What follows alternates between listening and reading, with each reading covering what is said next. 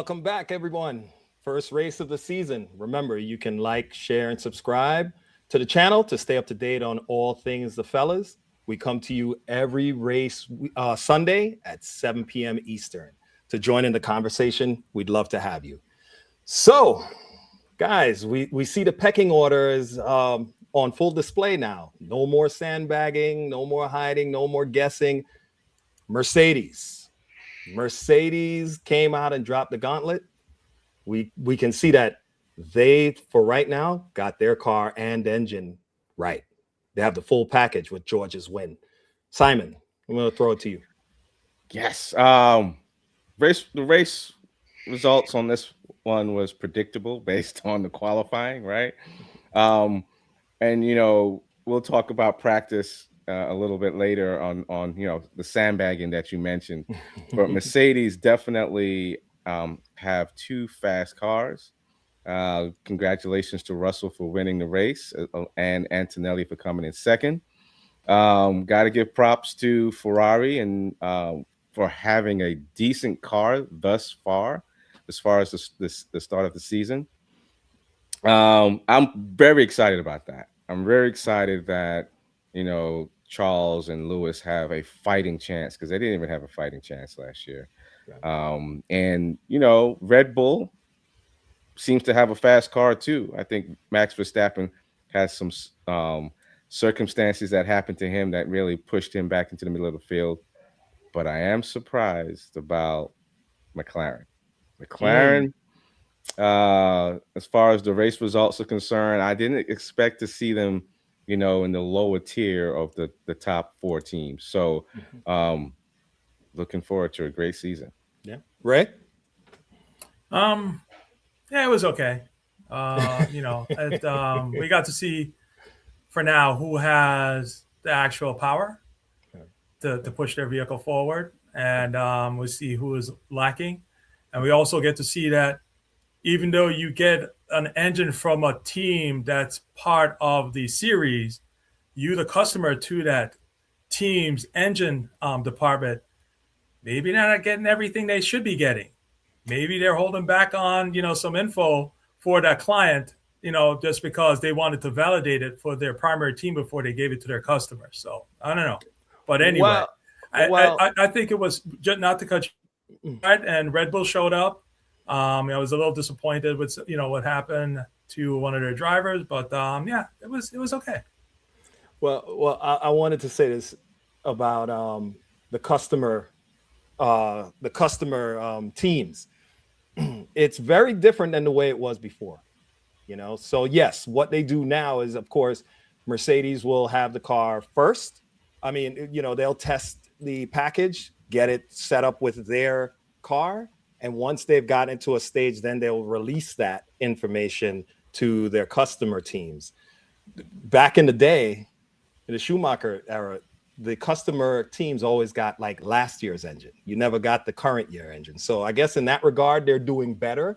And what they have now is that to integrate the engine with the cars, the customer teams have a delay, and that can catch some of them out, when they finally get everything they need, how to make sure the package works with their chassis. But yeah, I look at it as, George is a great driver, always was good. He really put in a good show out there, commanding. Even when Charles challenged and took the lead from him, he fought back. He was decisive, and strong and consistent. And not that he's always been consistent. He's always shown himself to be that. And as it progresses, I think we're going to see more and more. But where the differentiation is going to come now is the development of the package. Then we're also going to see reliability. And then what we already saw were this new package caught out Max, with his engine. It caught out Oscar because of the surge of power that comes down at whenever it's not consistent. So that's interesting for us to see. Thoughts on that, Simon? Yeah, you bring up an interesting thing as far as, I have to give Russell and Mercedes their I don't want to say props, but props on really sandbagging in practice. They didn't really show everybody what they had. as far as the miles per hour on the straights. I mean, they in qualifying, it was night and day, right?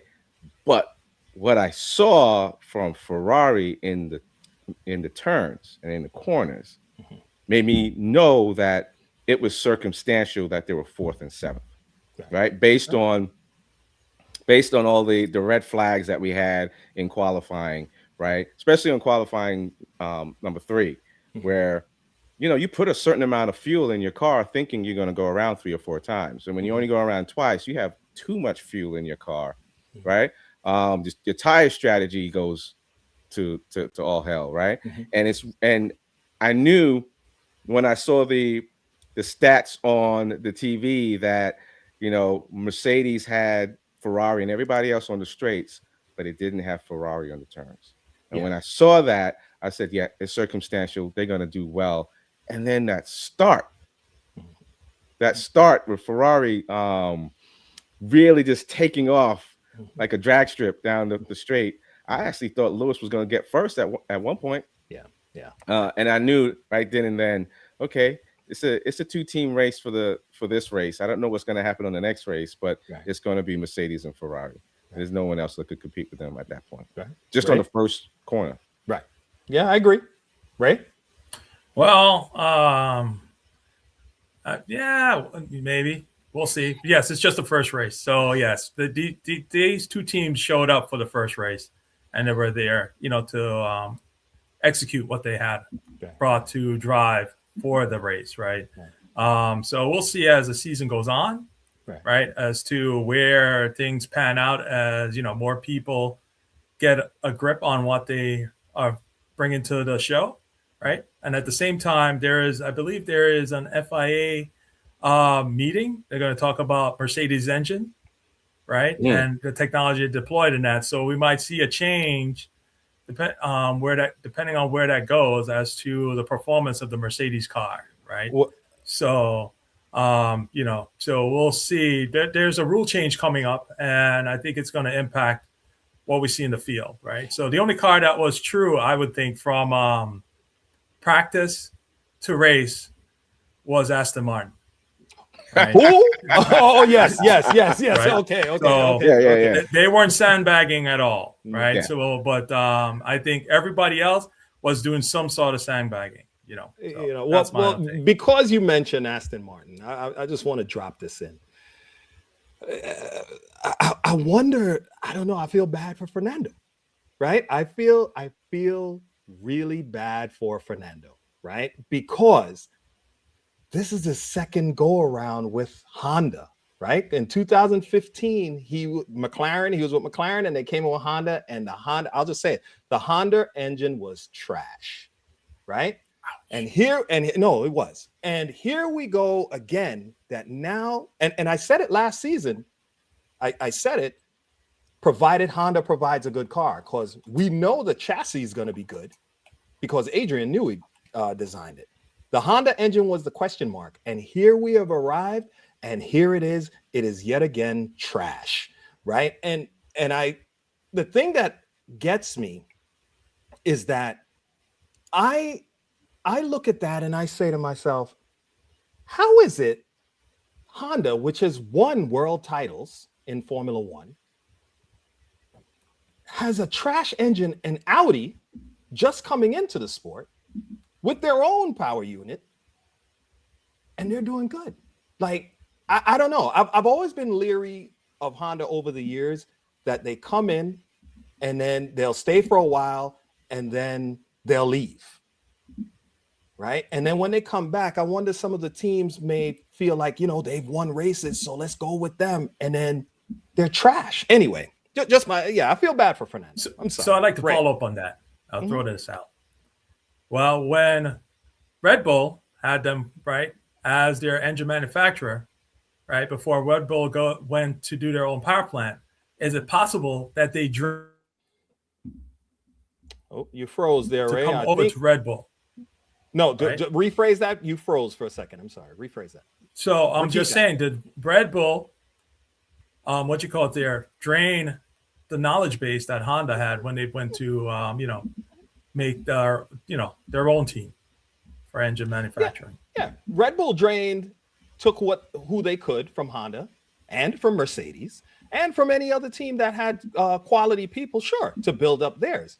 But my thing is that Honda's track record now is an engine supplier that if they come once they leave again, because I'm sure they're going to leave again at some point. Once they leave, if they come back, they should sadly be with like a team running at the back, because they clearly need time to sort themselves out and the process. But anyway, Simon. Look, I don't really have anything to say about Aston. I think they'll get it. They'll get it together. I think there's a lot of experience there from a driver standpoint.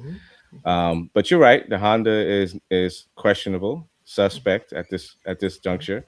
I'm more worried about Red Bull, right? What happened to Verstappen during qualifying, right?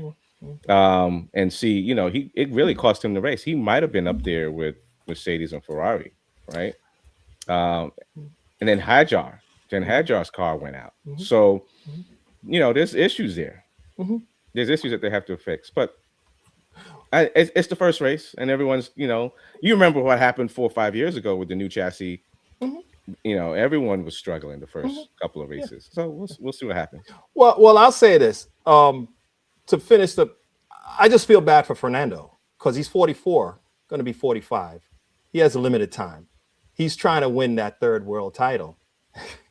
And I don't think he's going to get it with Honda. I'll just say it that way. But what you said about Red Bull, they'll sort that out. Clearly, yes, because Hadjar's car, power unit failure, that's a problem, right? Reliability. And then Max, when he had the lockup of the rears, that cost him in qualifying, again. But seeing how they performed in spite of that, I think they'll be okay, because they have the brain trust, the resources to sort that out. I would think fairly quickly to get back up there. That car is fast. That's what I want to say. But okay, team strategies. I want to start this one. Ray, send us off with team strategies. What are your thoughts? Okay, well, I guess the Ferrari, kerfuffle again, right? Because they had their guys, one in between each of the Mercedes guys. And when that first virtual safety car came out, right, they went to go eat pasta, right? Because nobody was there to say to Lewis, are we chasing the people in front or behind, right? Typically, if you're chasing the guy in front of you, you want to dive when they dive, right? Charles came through. Yes, he had no opportunity, right, because he wasn't part of the decision. But Lewis was behind George. So how come it didn't come on and say, hey, dive, right? So that he could go cover George at, moving forward, right? And, to the point where Lewis even said himself that, why didn't we split, right? So again, it's my two questions of this. Is Ferrari such an entrenched organization that they're not adaptable on the fly, right? In their ways of doing things. Okay. And also, are we seeing the signs of driver favoritism already? Because think about this. If Lewis dived with what's his name? With George. Russell, yeah, right? Lewis would be then behind Russell, or he would then drop with, Kimi would come on because Mercedes had a fast car. There's no ifs, ands, buts about it. We saw when they were battling, right? Charles was trying to do his best with what he had, but I don't think they had anything from Mercedes, right? So Kimi was going to come around anyway. When Kimi came on station, he was ready to rock and roll, right? So basically, it would have ended up that Lewis would have been on the podium, maybe not Charles. Okay. So just putting it out there. So I disagree with one thing you said. I saw Charles for several laps defend his position, right? The only thing that Mercedes had over Ferrari was the top end speed on the straights, right? But Ferrari had them on the turns, right? And so if you drive the car correctly to defend, right, you can let them pass you on the straights, but make sure that you have the juice to get them back on the turns. And that's what Charles was doing for at least 7 laps. So I think Ferrari messed up where you're right. They should have pitted at least one car, right? And they had an opportunity to do it again, and then the pit lane was closed, which screwed them over. So that, I give them a little grace on that one. But I do think they should have split, right? And I think they're going to learn from this one. I think that was a rookie mistake. I really do. I'm not gonna go. I have to see more evidence of driver favoritism at this point. Okay, go ahead. So let me ask you, not about the favoritism part. Just a question. I'm just asking. Right. But not even that. But this type of kerfuffle that they did this time, didn't we see that last year? Didn't we see that the year before? Right. So again, is the organization so entrenched that they can't adjust to take care of some of these basic problems that they have? Because there's such a juggernaut as far as, what they're doing, and because they're believing what Enzo says, that, the driver needs to drive the car, right? Things like that.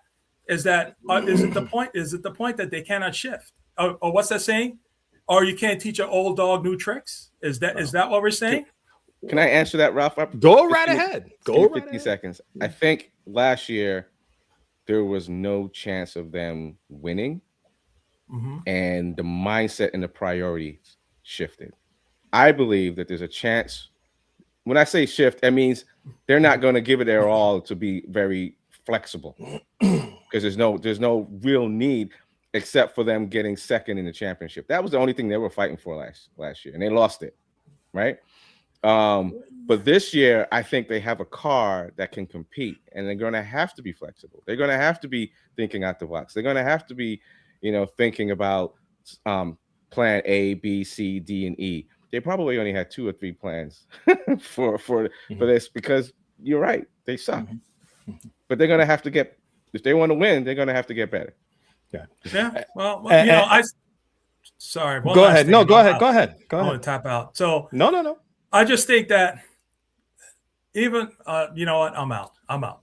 Sorry. No. We're gonna come there. All I'm saying is favoritism is always springs up, right? Because you have 2 drivers, so there's always going to be a situation where a call can favor one and not the other, right? And then favoritism springs up. Not to say favoritism doesn't exist, because I really feel McLaren favored Lando last year over Oscar. That's just my opinion. I may not agree with me, but that's my opinion. Last year, Lewis couldn't get the measure on that car, on the car he had. Charles could. He was doing better than him. Yeah, I think they're going to lean more to Charles, right? And it's Charles's team. Lewis is a newcomer. If he continues the way he started great. This was a great race. I enjoyed watching Lewis race in Australia. Lewis of old. His fire is turned up high, and if he continues at this pace and he's right, he finished a half a second behind Charles, right? If it continues, they're going to have to make those calls. That if Charles is ahead and Lewis, you're going to have to do it, because it's going to get ugly. It's going and Lewis can fight that fight.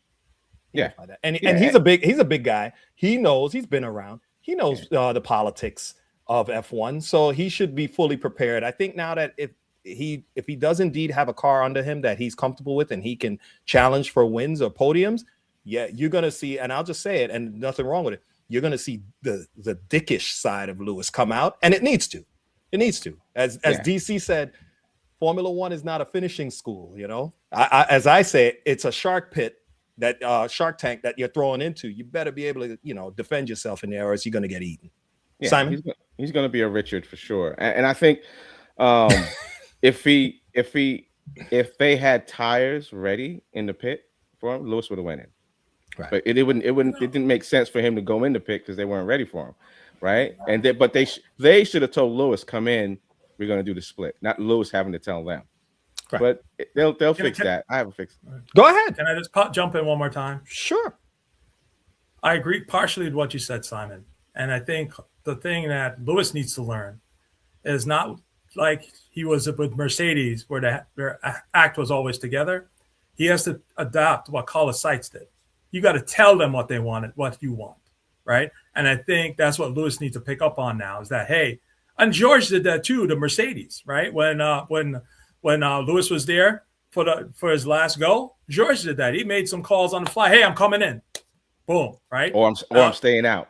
Or I'm staying out, right? And I think Lewis needs to adapt that now instead of being so reliant on them all the time. If he has instincts, he's been in the system so long that he's developed instincts, so he knows how a race should flow, right? And so I think he needs to step up and assert himself and say, hey, I'm coming in now, and let them run out with the tires and get stuff done, right? Well, I'll okay.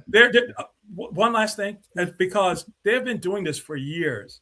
And even with what Simon said, that, they didn't have a competitive car, but every point counts, right? So you still have to hone your skill instead of making these rookie type of mistakes off the bat, right? And you're still going to claim that you're the big Ferrari. Come on now. Those two narratives don't kind of gel together. I'm out. I'll close it out. I think he will. I think he will, because I equate it to, you start a new job and you're getting your feet under you. You don't know the lay of the land yet. You don't know who's who, and you're figuring it out. And then on top of that, if you're starting the job and, hey, maybe you let's say maybe you're not performing as good as you can, due to certain circumstances. And then you get an opportunity where things shift and you learn the lay of the land, and now you're starting to perform. You know what happens then? Now you're the guy that, oh, really? You're going to talk to me like, I know how to take care of you. You can flex your weight a little bit more because you're bringing it in. If you're a financial guy and you're the rainmaker and you're bringing in the money, yeah, Joey that used to talk trash to you when you're going there, you're going to put Joey in his place, Yeah. And that's what Lewis will do. That when I say his dickish side is going to come out, it's right, and rightfully so. Once he knows he does have a car he could challenge for podiums, he will then get with his race team to say, listen, get my tires, I'm coming in. He's going to have to assert that. He's a 7-time world champion, right? That's what's going to happen. That's the only reason why he hired Kim Kardashian, is to help him. Oh God, be a little more Richard. So, anyway, so moving on to qualifying results. We're not touching that one. Moving on to qualifying results. Simon, take us in. No, qualifying was good, and I think I touched on it a little bit. And I wasn't worried about Ferrari based on their positioning 4th and 7th, because I saw that because of the red flags, there was a few teams that benefited from it, and there were some teams that did not benefit from it. And Ferrari was one of them. I think they had too much fuel. Tire strategy was all messed up on Q3 and Q2. But when I saw how they were starting off the grid, I was like, oh wow, did you see that? Did you see how they were starting? Mm-hmm. And then they jump started it. So qualifying, felt sorry for Max. Hadjar did good, right? Really showed Red Bull that he is a driver that they selected, a good driver selection. And unfortunately in the races, power unit went out, but Red Bull is still there. Yeah.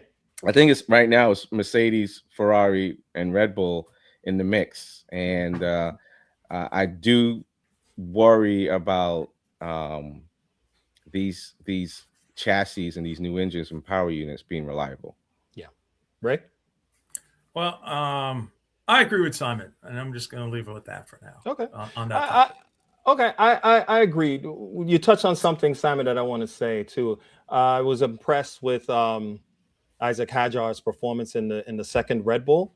Mm-hmm. My question is, I still have a question mark on it, in that as the season progresses and they start developing the car, and clearly it's most likely going to be like the other years, it's going to be developed along the lines that are more comfortable for Max, if he will be able to keep up. I mean, he started great. But I'm curious to see how that's going to pan out as the season unfolds. But having said that, he did a great job, and unfortunate that his power unit failed. But the other one in the Racing Bulls, where Arvid Lindblad, oh my gosh. And where did he come from? 18 years old. And what I wanted to say is that Liam better step it up, because this will be yet another teammate that's kind of bloodied his nose out on the track. And Arvid is new to F1. That was a strong performance. But anyway, Simon. Yeah, I mean, all the commentators were talking about how well he was driving. He came in 8th place on his first race in Formula One. Granted, it's a new chassis; everyone's learning it, and the younger generation, understand technology a lot better than the older generation, right? But he came in and was driving that car, and yeah, like you said, he was doing better than his teammates. So impressive. Right. He's the only rookie, if I'm not mistaken, on the grid this year. Yeah. So yeah, I look forward to seeing what they can do and what he can do. Yeah. Any thoughts on Arvid, Ray? No, he was good driver. He wasn't intimidated. He held up Max when Max was coming through the field, right? Yep. He drove Max like he was just another driver, not that he was the world champion, Max Verstappen. So I give him props for that. And he even mentioned it on a commentary that, he's a guy that he's going to stick himself in there and he's not going to back down. So it's good to see that. And I, hope the best for him because he was holding back his father team, right? Because they're the babies and Max and Red Bull, they're the daddy, right? So he was yo, if you want to get by me, you're going to have to work for it, right? He's not pulling over. And I guess he didn't get anything over the radio to say, hey, you know who that's behind you? Make way. Right. So no, I was impressed. He stood up and, he did what he needed to do. And yes, I was sad for Aja, that he, the thing went up on his car. And it goes back to the point of a commentator that she said a while ago is that you have to make sure that the driver you pick likes the setup or can handle the setup that Max needs, right? Because you're right. They're going to push the car to Max, right? And it's just like we saw when Checo was there in the beginning, right? Checo was holding on, right? As Montoya said, and then he just shifted over. You see what I'm saying? Because why? The car went away from him in a different direction of development. So, we'll see what, if what happens to Isaac, because I'm hoping this is not another career they're going to tarnish because of, how they do things, right? And let me put this out there, okay? Could it be that they know that's the case, so they pick drivers that don't like the way Max drives, so that, don't like the way that Max likes the car set up, so that, he won't be challenged as much because as they go to him. I'm just putting it out there. No, I don't think that's the case. I think the way it was is that you would have a clear number one, and then you would look for a number two driver, right? Okay. Someone that that was not capable of challenging, but the team wants the cars to finish, one behind each other, So if it's 1-2, or something like that, and or on the podium. The other thing I wanted to say about Arvid Lindblad's defense on Max, Juan Pablo mentioned it as well, where Juan Pablo was like, that was a great defense, but he didn't do it for anyone else. He kind of made it easier for the other people. And what I wanted to say to that is Arvid is not concerned so much with the other people right now. He's trying to send a message to Max like, hey, man, I'm not afraid of you. So I'm coming, right? Just like Juan Pablo did to Michael, which I've mentioned over the past, somewhere in the past 2 seasons, episodes of the show, that Juan Pablo arrived, and that move he put a move on Michael that when they had the post-race press conference, you could see Michael was shaking, and I think it was from that move. Juan Pablo drove him off the track, but did it in a way that it didn't look like he drove him off the track to take the position. That's what Arvid's doing. He's sending a message to Max, and he should. Good for him. Yeah, because you only have one time to make a first impression, right? And he's driving the nail into it, just like Oscar did with Max, a couple seasons ago, right? To let him know that, hey, I'm not going to roll over for you. So if and when we end up there, be ready. And that's right. And again, to close it, I'm sorry, as Senna did in his era, as Martin Brundle said in an interview once, Senna would put his car in a position where it would leave it up to you to have an accident or not. And if you did not cause the accident, he knew he had you from then on, and you would get out of his way. So it was an intimidation tactic, and that's what Arvid did with Max. He's trying that, and he should. Go ahead, Simon. No, you're right. I mean, drivers respect drivers that you can't push over. Right. It's just that simple. Right. So having said that, new chassis issues to close it out. Ray? So I'm kind of with the power unit, right? And how it deploys power, because when you look at what happened to Oscar, right? He went up on the curbing too high, the car possibly bottomed out.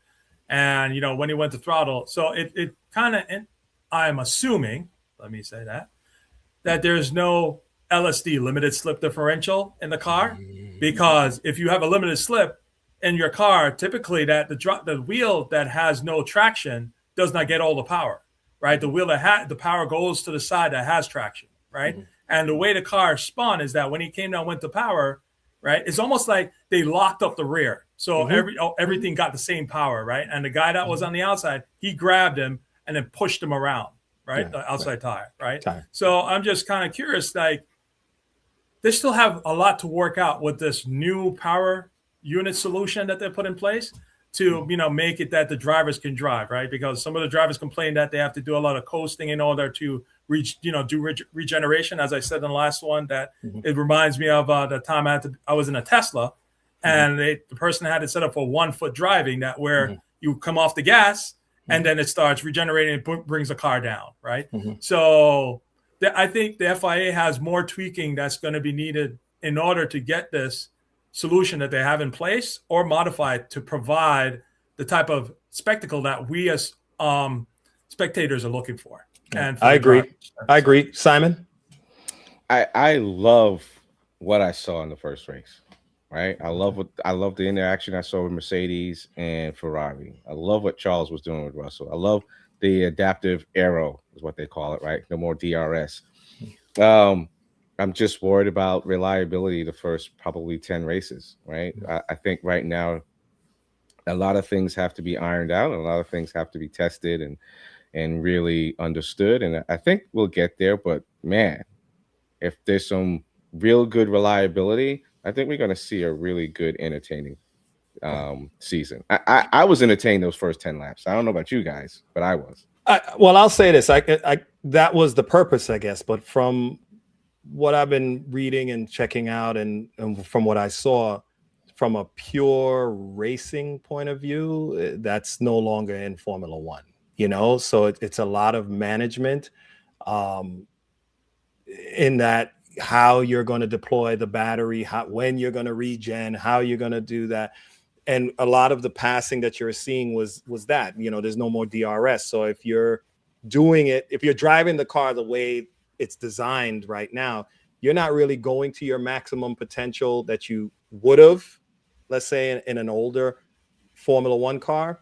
What you're doing now is you're becoming better at management of what it is, of the car itself in order to pass. So that's why you're going to see a lot more passing, which was a common complaint, right? About Formula One. There wasn't a lot of passing. So I don't know. I mean, yes, from a spectator point of view, it was entertaining, but from a driver's point of view, I think the more seasoned and older drivers, I can understand them why they may not like it, but you just have to adjust, because that is now Formula One. Keep in mind, it doesn't matter the industry, it doesn't matter the business. It's all revenue generated reasons why we're doing what we're doing. Of course. And United States is now in the mix of Formula One more so than it's ever been, right? And just think about the races that are here in the United States. There's a lot of races where passing and action brings the crowd. Yeah, brings I agree. the revenue. So, yeah, it may not be pure racing as we understand it 20, 30, 40, 50 years ago. But I think the entertainment value is going to go up to where we're not necessarily going to care as much. Purists will. Thank you. That's what I was going to say. But those new revenue streams. Right.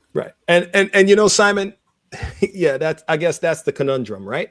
Yeah. Because I remember when I used to watch Formula, like I said, I was a Juan Pablo fan, and I've been watching it since the 90s. I remember I could go out of my house and, go to the mall, go whatever, never had to worry about hearing about the race, never had to worry about finding out the results. And, you know, I had it recorded on the VHS. I watch it when I get home, or the TiVo, and, you know, as things went on. Now, no. And you're right.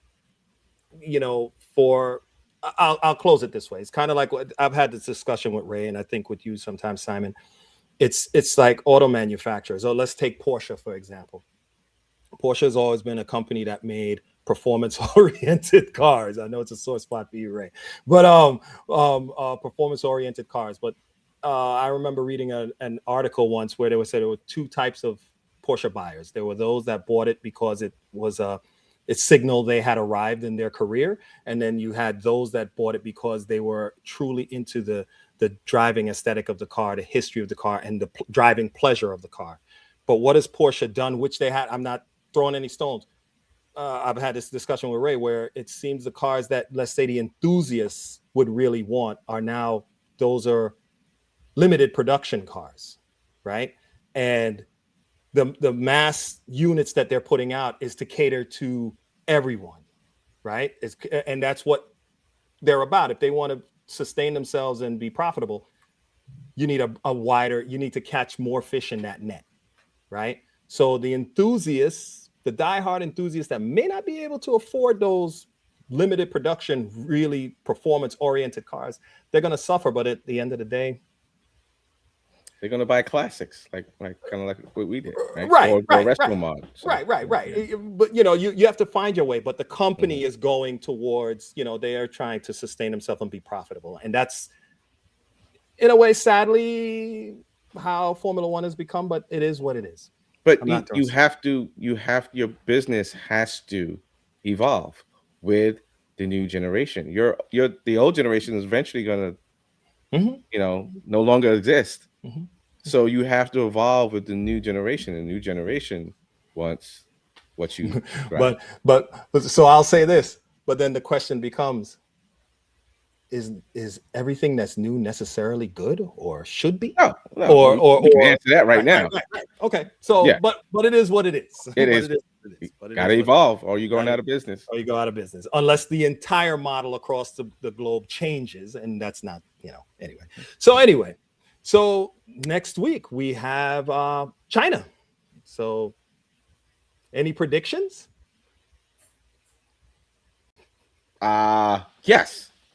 Yes, I have a prediction. Oh, Ferrari's going to win the race. I don't know who, but that's my prediction. Okay. Ferrari's going to win the race. Okay. Number 2 is what? Huh? Who's going to be coming second and third? Oh, between Red Bull and Mercedes right now. I think McLaren is struggling right now. Okay. Yeah. And they'll probably pick it up third or fourth race. But I think right now, the first 2 races, since they're so back-to-back, is not much you can do for changing anything. You can tweak stuff, but you're not going to change anything when you do back-to-backs. So I still think it's Mercedes and Ferrari. And Red Bull, other than their reliability issues, they're looking strong. So you're saying Ferrari, Mercedes, Red Bull. Ray? It's still too early for me to call. I'm going to take a L on this one.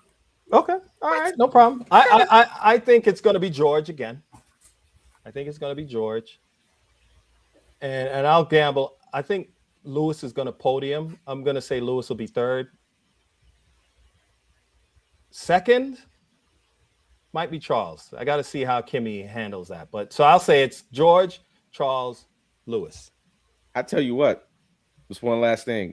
Go ahead. If it wasn't for the pit debacle as far as switching them out, I don't think Lewis was going to make Antonelli pass him. I swear to you, I think Lewis was going to make it as difficult for him to make a mistake and mess up. Yep. I agree. I like, again, I'll say it this way. Happy to see Lewis back. Yeah. With a vehicle. He was always Lewis there. never left. Right. Lewis never left. So I'm happy that he has now been given a car that he can show his quality. Put it that way. All right. That's it. So with that being said, everyone, join us next Sunday at 7 p.m. We live stream for the Grand Prix in China. As always, please remember to like, share, and subscribe to stay up to date on all things the fellas, and we'll see you next weekend. Take care.